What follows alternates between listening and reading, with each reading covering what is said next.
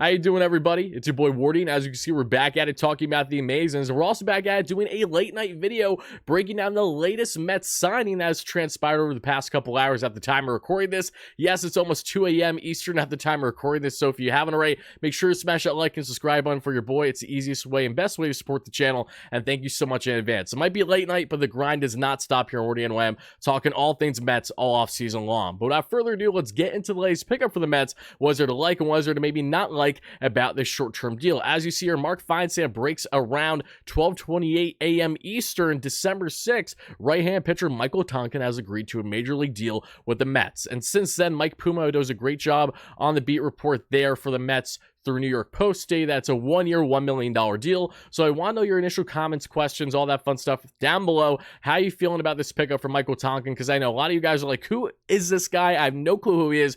I remember him quite well during his time with the Atlanta Braves this past year, but no less, there is a bit to like about Michael Tonkin, and this is very much a David Stearns-esque pickup, knowing that he is going to come in a swing man type role, a lawn relief role, a garbage innings type role where you know you're going to need him for multiple innings. Think of a Trevor Williams type as exactly what you're getting here to a certain degree, and Michael Tonkin on a phenomenal price. Not that the Mets are bargain bin shopping or anything like that, but Tonkin's a unique situation that fell in the Mets' hands here, and given the amount of depth that they desperately need at the MLB level, it is hard to criticize this move for the club. But I'm not just saying that because I like David Stearns. I'll be very critical of him if he does not make proper moves this offseason, or if they miss out on guys because of a lack of effort or something along those lines. But a $1 million 1-year deal for a reliever that can have quite the positive impact for the Mets for 2024, it's hard to argue about this. But again, who exactly is Michael Tonkin? For those that don't know, you see the stat line down below. Tonkin is a veteran right-hand reliever in the game of baseball. He started his career in 2013 with the Minnesota Twins,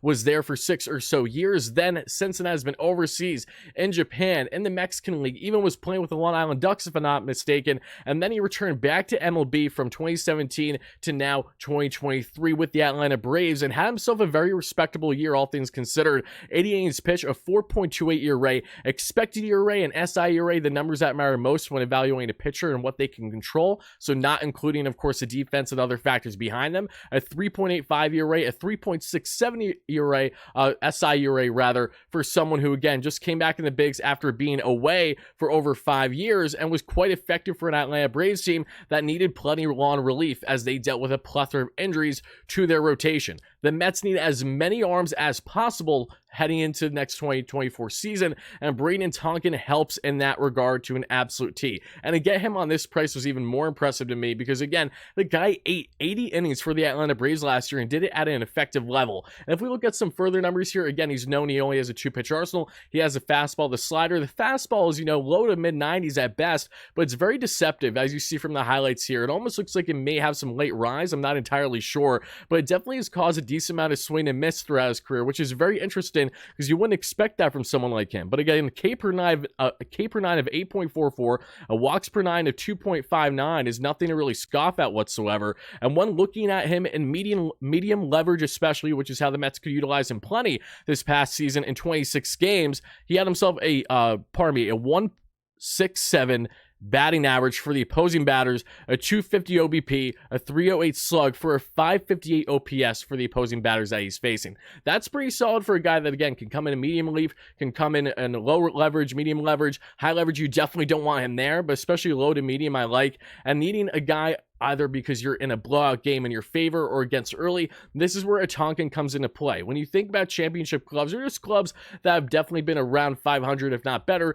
they usually have quality depth on their side. And what did the Mets miss a lot this past season? It was a quality guy as either a swing man, a 6th man in your rotation, the way that Trevor Williams was so brilliant during his time as a reliever with the Mets, especially in that 2022 season. The Mets have been missing a guy of that caliber since then, and that went in part why they were going after Eric Fetty, who ultimately signed with the White Sox on that 2-year, $15 million deal. They viewed Fetty more so in that swingman, 6-man part of a rotation per se, versus getting a guaranteed starting role with the White Sox at $7.5 million per year. That makes sense for him, and it makes sense for the Mets as to why that didn't happen, even though I would have welcomed the pickup should it have happened, of course. And now on a lower scale here, you have Tonkin, again, who has fluctuated with innings he's pitched in his career at the MLB level, fluctuated from 70 innings, 20 innings, but most recently now 80 after spending the past last 6 years overseas in Mexico with the Lion Ducks and with a plethora of other clubs, it seems like, has found his game again as a veteran reliever in the game of baseball, and now he's going to bring his talents to Queens and hopefully be someone that, again, can be reliable, eat innings for you at just a solid clip. We're not asking for much. Again, if this guy performs how he performed last season, he would already be living up to his contract. So again, it's a fairly low bar. It's 1 year, $1 million for a guy that, again, can eat innings for you, can eat either between 50 to 90 innings for the Mets at minimum next season. And not that we want to see this guy have too much playing time. At the same time, he's done it at a fairly successful rate to this point in his career. And how the success that he did with the Atlanta Braves is something that we should be keeping in mind, of course, when looking at the signing. So Mets fans, whoever you're a fan of, I want to know your initial thoughts and reactions down below to the news that the Mets have signed Michael Tonkin, their first true reliever pickup this MLB offseason, it looks like, on a major league contract for 1 year at $1 million. Do you like it? Do you not like it? Do you feel indifferent? Because again, a rational fan shouldn't be worked up about this move one way or the other. I don't love it. I just think it's a sneaky move by Stearns, and this is what David Stearns tends to do best, like during his time in Milwaukee, especially knowing he had a bargain bin shop then. He can bring those type of margin view set here to Queens,